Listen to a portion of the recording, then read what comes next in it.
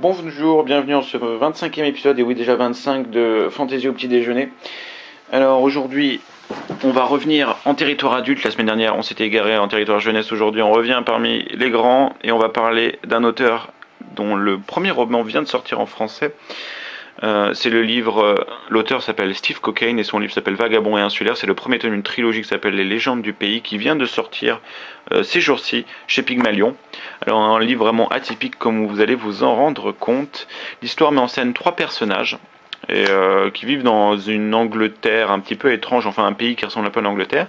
Alors le premier personnage s'appelle Rusty Brown. Rusty Brown, c'est un jeune gamin, un petit rouquin évidemment, vous l'avez compris, qui découvre à l'école, alors qu'il vit au milieu de la campagne, une nouvelle élève qui s'appelle Lorraine. Et avec cette jeune fille, il va vivre une amitié totale et absolue.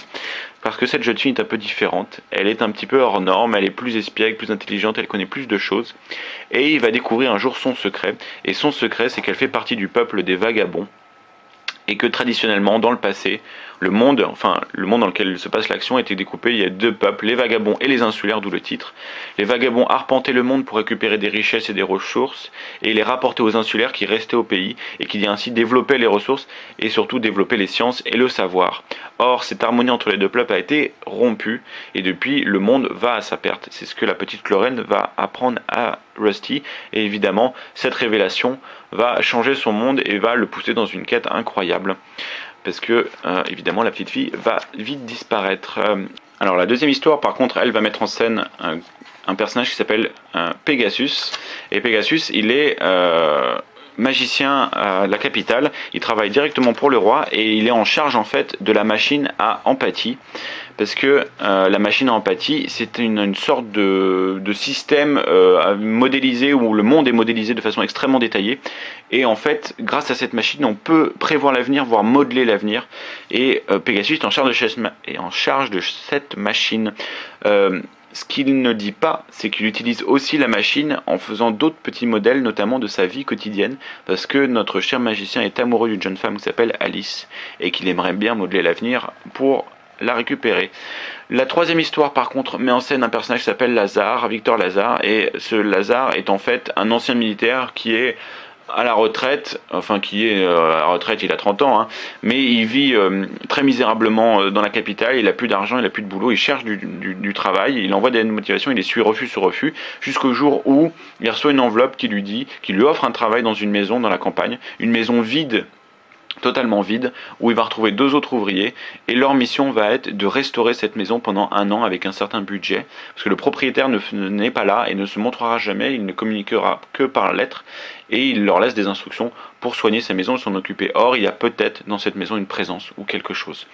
Donc voilà, des histoires qui n'ont a priori rien à voir. Le seul lien, c'est une sorte de narrateur omniscient qu'on trouve au début de chaque chapitre, qui est peut-être l'être qui vit dans la maison, on ne le sait pas trop, il est très étonnant. Et c'est à peu près tout. Il y a aussi quelques liens grâce aux rêves de chacun, puisqu'à un moment, Rusty dit qu'il rêve d'un monsieur dans une maison, etc. Enfin bref, il y a un petit lien par ce côté-là, mais c'est à peu près tout. Vagabond insulaire est pour le moins atypique, c'est sûr, et encore le mot est faible. Il faut reconnaître l'originalité de l'univers. C'est un monde qui ne ressemble à rien de connu. On n'est ni dans de la fantasy médiévale, ni dans du littérature contemporaine qui se passerait aujourd'hui, ni non plus dans du steampunk, vous savez, ce genre qui veut qu'on imagine un 19e siècle particulier. On est dans une ambiance qui rappelle Jules Verne, etc. En un peu plus extrême. Et non, on n'est ni non plus là-dedans. On est à la fois, il y a des ascenseurs, il y a des offres, des annonces d'emploi avec des lettres de motivation à faire, il y a de l'électricité, mais en même temps, on est dans un système royal, avec une ville anarchique, un rapport dans la société qui est très très médiévalisé. Il y a des héros, par exemple, les héros avec AULT à la fin. Donc c'est extrêmement perturbant, on ne sait absolument pas où on est, et donc c'est à la fois bien puisque c'est vraiment nouveau. Autre point positif, c'est la qualité de l'écriture. Il faut saluer aussi la qualité de la traduction. Steve Cokane a un style très lent, très travaillé, très poussé, très méticuleux, très descriptif. Et la traduction rend vraiment hommage à ce travail-là. Et on a vraiment un grand travail de l'auteur sur essayer de mettre comment dirais-je, de décrire les couleurs, les sensations, les émotions que traversent les personnages. C'est très important pour lui et il s'y attache beaucoup et ma foi, c'est avec un certain succès. Par contre, et ça va être les seules qualités, puisque je vais être très honnête avec vous, je n'ai pas dépassé 100 pages. C'est un roman qui a plusieurs problèmes. Secondo, l'histoire. Premièrement, déjà, l'histoire est éclatée en 3 morceaux qui n'ont a priori rien à voir. Et on passe 3 pages avec un personnage, puis 3 pages avec un autre, puis 3 pages avec l'autre. C'est très perturbant, c'est très haché. Il y a des personnages qu'on aime plus que les autres, évidemment, et c'est très frustrant comme ça d'avoir à couper le récit aussi vite. Ce qui fait qu'évidemment, en 3 pages, il se passe rien. Et donc, l'histoire avance à pas d'escargot. C'est extrêmement embêtant. Secondo, cette histoire ne semble aller nulle part. C'est-à-dire qu'il n'y a pas d'intrigue au sens strict. Bien sûr qu'il y a la restauration de la maison, bien sûr qu'il y a le secret sur les vagabonds les insulaires, bien sûr qu'il y a aussi cette histoire d'amour entre le magicien et son assistante, mais il n'y a pas vraiment de danger, il n'y a pas vraiment d'obstacles, il n'y a pas vraiment de grands méchants, ni de prophéties, ni de conflits à venir. Enfin, on sait pas trop vers où on va, on est très loin des codes habituels du genre, et donc on est un peu perdu, on n'a pas de repères, on nous livre cette histoire et ce monde sans clé, sans repères, sans carte, et on est vraiment laissé à nous-mêmes, et l'histoire vraiment ne semble aller nulle part. On découvre au fur et à mesure, un peu comme les personnages, on a vraiment l'impression que l'histoire s'écrit au fur et à mesure, et cette volonté manifeste de l'auteur de nous laisser dans le flou, notamment par l'usage un peu intempestif des ellipses, c'est-à-dire que par exemple le secret de Rusty, on le sait que 50 pages après qu'il ait été énoncé, parce que comme par hasard au moment où la jeune fille va lui dire, hop, on passe à un autre personnage, et quand on revient à Rusty, eh ben on se retrouve, je sais pas, 6 mois après, et donc le secret a déjà été prononcé, on ne le saura que plus tard dans un flashback traumatisant. C'est extrêmement embêtant comme système, et c'est un peu se moquer du lecteur quand même.